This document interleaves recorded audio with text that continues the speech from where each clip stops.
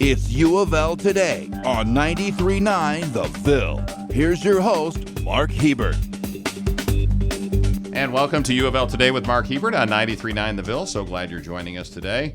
If you haven't been with us before, this is the show about all things U of L except for athletics. This is all about the great research going on at U of L, the faculty, the staff, the students, and some of the projects and things that we have going on at the University of Louisville that you should know about. And it's good news about the University of Louisville. So what have we got coming up on this show? Well, coming up a little later, a U of L scientist is making tiny sensors for everything from babies' temperature monitors to explosives and implantable sensors for your eyes or spine. We'll hear what he's working on now. And U of L has 14 prestigious Fulbright scholars so far this year, tying our record number from a couple of years ago. You'll hear from one of those Fulbright scholars, Chloe Zoeller from Assumption High School, who's headed to Colombia, South America a little bit later this year as part of her Fulbright. But first, Gary Marshall is a pediatrician and professor at U of L. He's working on a vaccine that would protect kids from 5 different infectious diseases so they wouldn't have to take so many darn shots. He's also got strong views on the need for vaccinations, despite the fears of some parents. And we're going to talk about those two things with Gary Marshall. Dr. Marshall, welcome. Thank you very much. Glad you're here. All right, tell me about this thing you're working on that if I had a baby, I wouldn't have to get like 15 different vaccinations. I might be able to get away with just 1 or 2 or 3. Tell me about it. Right. Well, so the great news about immunizations for infants is that there are 14 different diseases in the first couple years of life that we can prevent through vaccination. So that's 14 diseases that our kids don't have to suffer from anymore, provided that they're fully immunized. Mm-hmm. The downside of that is it's a lot of shots. And if you gave each of those shots as separate injections, there'd be a lot of injections in that first couple of years, maybe as many as 27. Wow. So one of the initiatives in the last decade or so has been to combine vaccines, or we call them antigens, the things that make you immune to the diseases, to combine them into single shots so kids don't have to get as many shots, but they're still protected against all those diseases. So the most recent study that we did here, we were the national coordinating center for a clinical trial of a hexavalent vaccine. So hexa means 6. So it's actually 6 diseases that are prevented through one shot. Now, it's a series of that same shot over the first few months of life. And in the study, we basically compared the combination vaccine against the standard vaccines that are used today. And it basically came out that the combination was just as good in terms of making the children immune to these diseases. So just as effective as the one that would be DPT or MMR or whatever those ones are. That's right. My kids, so I can't remember all those. That's right. The combination we're talking about, this hexavalent vaccine, protects against diphtheria, tetanus, pertussis, and hepatitis B, and Haemophilus influenza, which is a form of meningitis, and polio. So all of those diseases protected against with one shot. And you said you're doing some research on that right now, and you've done some clinical trials, correct? That's right. We completed a clinical trial about a year or 2 ago, and the results have actually already been published, and the vaccine is currently under review by the FDA. And how long might that take before the FDA actually says, it's okay, it's a good job, get it to market? We really don't know at this point, but what they're primarily looking at is, did the vaccine induce immunity? That is, would it protect the children, and was it safe? And the indications from the clinical trial are yes to both of those questions. How many kids were in the clinical trial? About 1,460 around the country. There were 40 different sites, and as I mentioned, we were the so-called lead site, or the national coordinating site for the study. The University of Louisville, wasn't you? Correct. At U of L. Yes, our Department of Pediatrics. So how many how many babies or children came from Louisville out of that 1,460? Oh gosh, ballpark? I would have to go back and probably somewhere around 60 or 70. Oh, okay. So not the majority of them or anything like that. No, that's in a study like this, you really have to have many centers involved because it's a very involved study. These children got the shots at 2, 4, 6 months of age. They had a blood specimen done a month later. They had a follow-up immunization at 15 months of age, and then they're followed for 6 months or so after the last shot to make sure everything is okay. So it's a very involved study. We're talking with Dr. Gary Marshall, who's a pediatrician at the University of Louisville and a professor at U of L. What else would you tell parents about immunizations that they perhaps need to know? And as far as going forward, is there a chance that At some point in the future, we may just have one shot for everything that would cover 27 different diseases, or is that a reasonable possibility? I don't think so. Okay. And that's because some of the vaccines aren't even shots. For example, infants get an oral vaccine against rotavirus, and then there are different types of vaccines. There are live vaccines. There are inactivated vaccines. I think it's unlikely they'll all be in a single shot. But even if multiple shots are required, this is one of the most important things you can do for your children. I mean, we don't think twice. We get in the car and we put our kids in the car seat and we strap them in because we don't want them to be harmed. And there's absolutely no question that this is the same thing. This is essentially strapping them into the seatbelt of protection against diseases that our parents feared, but we as parents don't have to fear because we know we can prevent them. Right. And I think there's still some, you don't hear as much about it now, but there is still some fear among some parents.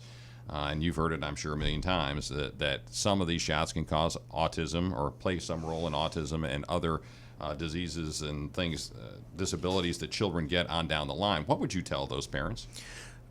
Well, the first thing I would tell them is I understand why they're concerned. You can't even open your internet browser and go to a parenting website without reading something about this. But the second thing I would tell them is it's not true. The vaccines don't cause autism. This has been studied and studied and studied, and there are literally millions of data points on this issue. And it was understandable that people worried about this because kids are diagnosed with autism in that second year of life, right after they've gotten all these infant vaccines.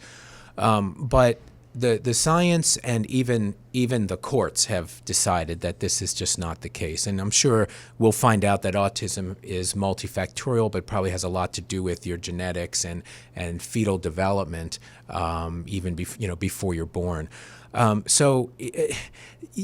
It's hard to sort out the truth from the non-truth when you're reading things on the internet. And my advice would be talk to your pediatrician. They're the ones who went through the training and they understand the science and they've read the studies, and they can tell you what the right thing to do for your child is. Is it the right? Well, let's say one thing before we go any further. In the spirit of full disclosure, you do work for some of these companies that produce some of these childhood vaccines, correct? So yes. We should say that. But the overwhelming majority of pediatricians, I don't know, are there any pediatricians in Louisville who would tell a parent don't get that shot because it could cause some harm? Is there even one that you're aware of? Not a single one that I've trained, and I've trained a whole bunch of them. So get the shots is the bottom line, what you tell parents. Is the rule requiring students to have those shots before they can get in school, is that good? Because some parents have some backlash against that too, saying, well, look, I'm good with getting my kids shots, but the government shouldn't be forcing me to get those shots. So this is another thing I don't understand, right? We don't really object to the fact that you have to be age 16 before you get your driver's license. And the reason why the government has rules about who can drive a car is because it's a safety issue, right? So we don't think 8-year-olds can drive cars. And therefore, we have an age requirement and you have to have a license. So this idea that the government requiring something is a bad thing is I think is wrong. And in fact, when you look at the history of immunization mandates, that is, you must have the measles shot before you can go to school, this is in large part responsible for why we don't have measles epidemics now, because schools have required the vaccines. And so it's really, the government has certain mandates, and one of those mandates is to protect people, even people who are unenfranchised. And I would argue that children who don't have a vote, who don't have a say, are entitled to be protected. And so I'm fine with the government or the school board or the local jurisdiction saying, you have to have this vaccine before you're going to go into a school with hundreds of other kids and run the risk that a disease is going to spread through the community. Real quick, couple of last questions here. What percentage of children get all of the vaccinations that they need by, say, age 10? 93%.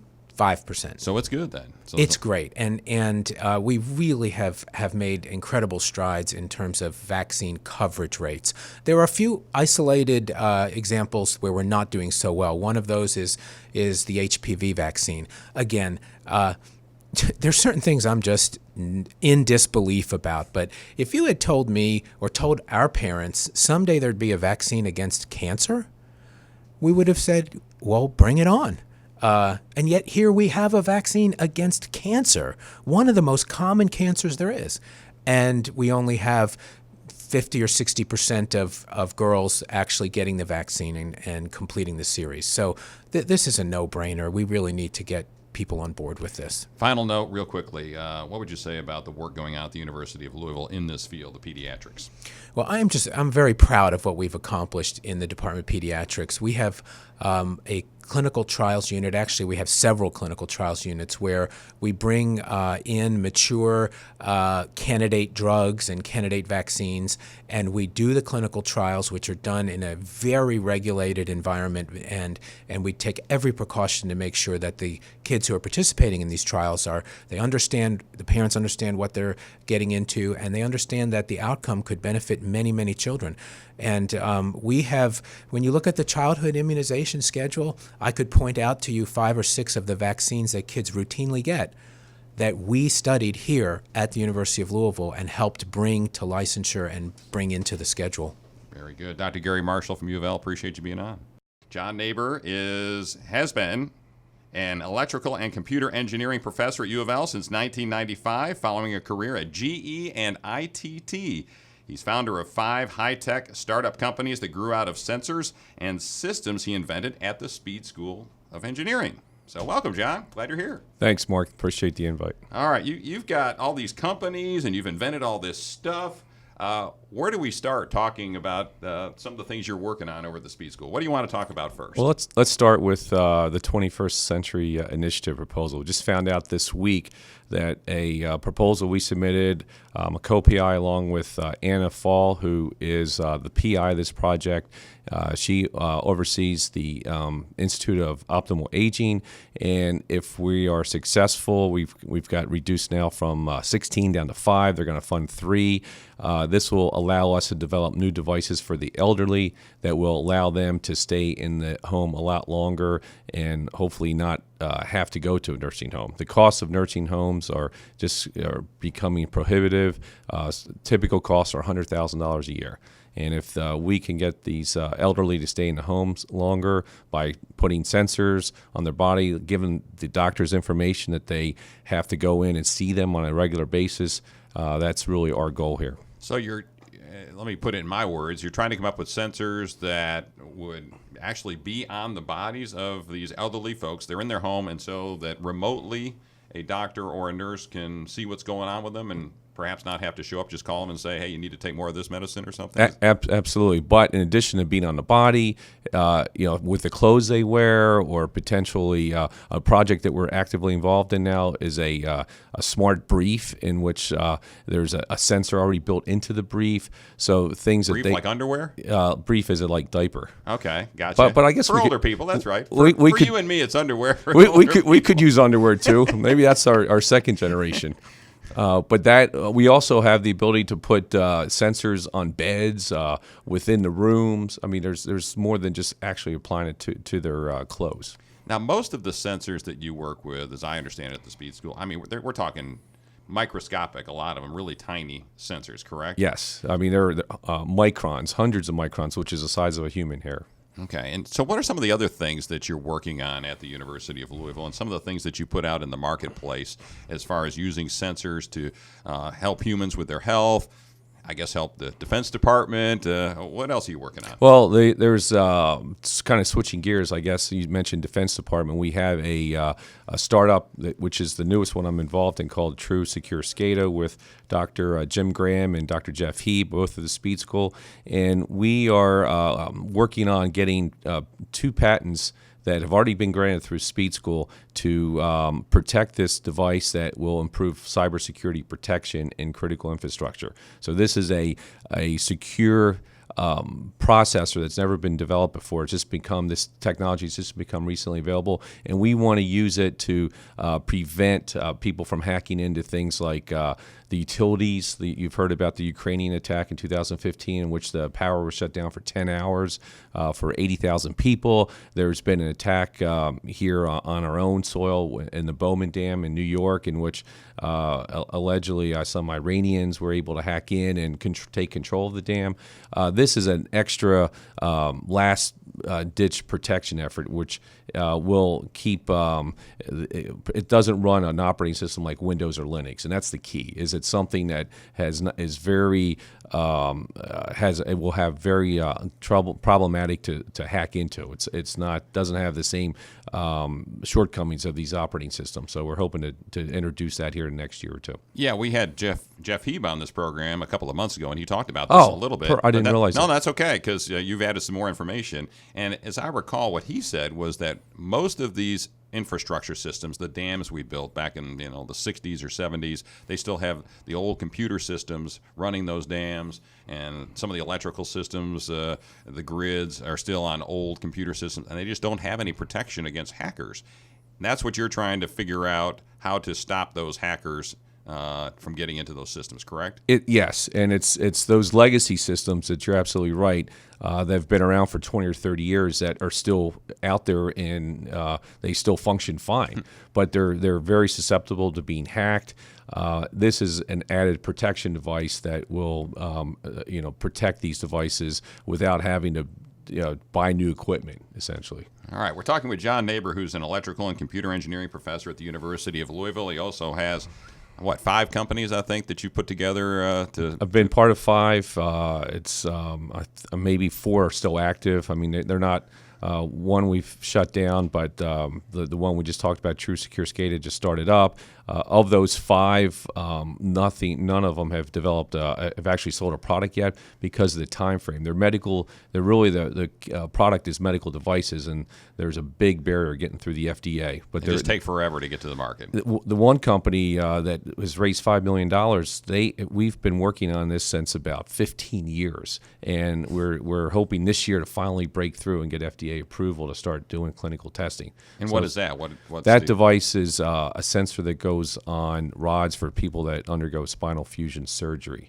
There's a 500,000 of these done every year. My father actually had it done. It's a 5-hour surgery, very, very invasive, and 10% of these require follow-up surgery that the doctor goes in and looks to see what's wrong because the patient complains of pain, and half of those don't do anything because nothing's wrong. So this sensor will give the orthopedic surgeon more definitive qualitative data on what's going on, things that a CT scan and an X-ray or MRI can't really tell them. And again, would this be a day-to-day thing where the surgeon could see what's happening at that moment at Tuesday night at 6 o'clock with that patient, or is this a thing that it just collects the data and then they have to download it later? It's really you don't need it. It's more the former, but you don't need that data every day. So it is a sensor that is being when they go into see the doctor once a week, once a month, they take a reading and see where they're at, and it measures the strain on that rod. And if the fusion is successful, then that strain should go way down. And they just need that data point, and it should be very linear over time. And if it is, then they know that the rods are doing their job. The spine is refusing like it should. Another one in the healthcare field that I was really interested in is the little tiny sensors that you actually implant in a person's eye. Is that correct? Yes. And so what would that do? That was one of the first big grants I was involved in with a startup company. The startup company is called Ascenti, and it's a team of roughly 9 engineers and a couple ophthalmologists. The chair of ophthalmology, Hank Kaplan, came up with the idea, in which he visited speed school and asked if we could, make a sensor and a circuit that can fit into a lens. And it was fairly straightforward for us. We have the capability with our unique clean room, our $25 million clean room, to develop a custom sensor for pressure. And then my piece of it was worked on the electronics interface with the sensor. And you could basically put a device up like the size or smaller of your cell phone and get a reading of the pressure. So it doesn't require batteries. It's self-powered. It's basically RFID technology. And there's was nothing on the market like it until the last year or two. There's a company in Germany now that's working on it, and I think they have actually started some trials. But we've spent $2 million from grant money to show proof of concept, and the next step is we need about $5 or $6 million to get through FDA. And the whole point of it is it helps people with glaucoma. So people can now monitor pressure on their own without having to go into the doctor's office once a month. And this is a nice example, too, of the 21st Century Initiative. We can develop these type of sensors. They don't have to make these trips into the doctor's office to get this information, and we'll also give the ophthalmologist information they've never had. What happens on a 24/7 basis? Because one data point per month doesn't really tell them what their pressure is, because it varies every day to day, day, yeah. up and down. Yeah, I think you mentioned something important, the collaboration amongst these different U of L entities and divisions and departments. Is that the norm at U of L, where you have several people from different departments trying to work together to come up with a product or a new invention, or are things pretty much siloed in the speed school and those are the only guys you're working with? No, absolutely not. It's maybe when I first came here, it was a lot less research going on and people were kind of doing their own thing. But now I think it's much more common that everybody realizes these projects require a lot of different disciplines. You just can't do it all yourself. And teaming with some of these great researchers down at the med school is definitely, I think, the way to go for most of the researchers when they get a chance, especially with engineering, because it's a perfect synergy between technology and the doctors that know what the needs are, and they have they just need new technology to help them develop a solution to the problem they're working on. Last question here. John, what would you tell folks about the talent at the speed school and some of the graduate students and others that you're working with in terms of coming up with these new inventions and devices? What surprises me, Mark, is how little interest there is at first for the students to do something entrepreneurial. I give a lecture in the capstone class on entrepreneurism, and very few of the students, like maybe one or two, raise their hands to say that they're interested in starting their own company. It's basically they haven't thought about it. And I think as Speed School grows with the new research park, our tie-ins with First Build, I think students are getting more exposure to how interesting and the entrepreneurial side is and the capabilities that are there. So I think that's going to continue to increase. Once the students get involved and understand the project, they really enjoy working and doing something that hasn't been done before. So I think we're going to see a big increase, hopefully, with more students involved with some of these neat ideas. All right, very good. John Naber from the Speed School of Engineering, thanks a lot. Appreciate you being on, and good luck with the FDA getting approval for all those projects you got going on. Chloe Zoeller is one of U of L's 14 Fulbright Scholars, a very prestigious scholarship that she and 13 others have won so far this year. She's from Louisville originally, Chloe is, and I talked with her about her prestigious award, her college career, and what's next for her. Talked to her a couple of weeks ago. We're here now with Chloe Zoeller from the University of Louisville. She is a Fulbright Scholar. Congratulations. Thank you so much. It's awesome, isn't it? It's very exciting. What was your reaction when you first found out that you'd won? Well, it was 6 p.m., which usually their office is only open from 8 a.m. till 5 p.m., so I had actually already written it off. And I was supposed to find out the week before that, and I hadn't. So I was trying to let myself forget about it.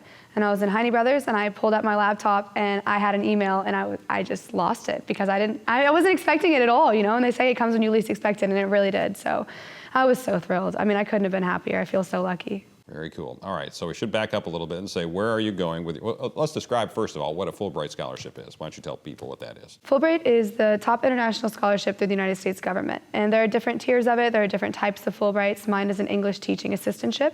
I'll be moving to Columbia. I'm going to be living in a very small city called Naber, and it's about 5 hours from the capital and 4 hours from the coast, so it's very inland. And I will be serving as an English teacher for university students for 30 hours a week. And then on the side, we have projects. So we've all created our own projects to do as well. So just to be clear, this is Colombia down in South America. And you say, is it near Bogota? It's about 5 hours away from Bogota. Oh, it's a hike then. From Bogota. It is. It's in one of the Colombia's had a civil war for the last 50 years. And Neiva is in one of the areas that has been most afflicted by the civil war. So I'll be able to do my side project with children who have been dislocated and orphaned from the civil war through the United Nations, which has a headquarters there. So it's going to be very difficult and trying, but also very amazing, and I'm sure I'll grow so much through it. And you're going to be working with university students, so Yes, correct? my Teaching them primary English. job will be to work with them and teach them English. And these students will be from Columbia, or are they from somewhere else that come to Columbia? They're Colombian students. In the region that I'm in, which is one of the less populated regions, the city that I'm placed in is the only university town. So they will come from all over the region. Some will come from lower income backgrounds, some will not, and they'll all come to this university, and I'll be teaching them for 30 hours a week. Wow, so Yeah. they're really getting into English, aren't they? These students. So And I have no idea what to expect, like whether or not they'll know the English or what. they'll know will a little happen. bit or a lot, Yeah. or they have no idea. I'm just going to be thrown in, so we'll see what happens. They've probably seen American TV, so maybe they know some words. I'm sure they do. The Good Wife. They probably watch The Good Wife. I don't Maybe. know. How did you get involved, and how did you come to apply for this particular Fulbright opportunity? My dad was a Fulbright, so I grew up aware of what it was and really enjoying the idea of it because I've traveled so much in my youth, luckily, I'm very fortunate. But I thought about it originally about 2 years ago, and one of my best friends had applied to Brazil that year, and he won, and so he is now doing something different, but he kind of inspired me to go about and apply for it. And so I talked to a couple of my professors and to my boss in the McConnell Center, Clippy, Grider Jones. She was a Fulbright as well, and they all were like, you have to do it, you have to try. And when it came time to choosing the country, I just thought about what my interests are, and I'm a student of Spanish and political science. And because that Columbia is where those two meet, I thought it would be the most beneficial for me and for them to apply to that country. And it turned out to work out perfectly. Do you have any concerns about working in sort of a war-torn environment? I think it would be a lie to say that I'm not a little bit terrified, but my primary emotion is excitement. And I'm anxious because I'm ready to go and to see what it's like. I'm scared because all of my study abroads have been in big cities, and this is not a big city. I'm excited because I won't speak any English except for in the school. My whole experience will be in Spanish. It'll be very authentic. I mean, everything I do will be different. It won't feel like a study abroad. It'll feel like actually living there, which is the goal. But my emotions are all over the place. And I won't come home for a year, which I'm okay with, but it's also a little bit daunting. So Where are you from originally? I'm from Louisville, Kentucky. From Louisville. So Yes. you're not going to see you here in Louisville at Mall St. Matthews for a year, right? You won't see me in Mall St. Matthews for a year. Maybe after that, maybe not. I don't know. Maybe your mom or dad had going to get some clothes and sending them to you, right? They might. It's going to be 95 degrees year round with over 50% humidity where I'm living. And it's nowhere near the coast or anything like that. So yeah. No ocean. No, it's going to be a completely new experience for me. Oh, wow. But you said you're excited about this. And I'm so excited. And this Fulbright is a big deal. Yeah. I mean, it's a huge deal. It I'm really very is. humbled by it. I'm very thankful for Dr. Condon. I'm very thankful to all of my mentors here at UofL, to my dad who helped me apply, to everyone who has been there for me. It's exciting. Anything else in your experiences at the University of Louisville that kind of molded you along the way and maybe, hopefully, have you ready for this experience? Absolutely. My Spanish program here at UofL has been great. I've had some wonderful professors, and more than anything, they've really encouraged us to study abroad. So I had a 7-month stint in Argentina my sophomore year of college, in my sophomore year of high school, and that helped me so much. Dr. Bunk in the political science department, she's a 2-time Fulbright winner herself, and she's extraordinary, and I've had her for multiple classes on international type things, and the last course I took with her was on the United Nations itself, and now a year later I'm going to be working through the United Nations with some of these students in Colombia. So I have to give them so much credit for everything I've done. I have to give the McConnell Center so much credit because they've pushed me and given me these opportunities and funded so many of my worldly travels that I wouldn't have had without them. So, I mean, I could not have done it without UofL. There's no doubt in my mind. Chloe Zoeller, Fulbright Scholar, congratulations. Thank you so much. Thanks for listening to UofL Today with Mark Hebert on 93.9 The Ville. And go Cards.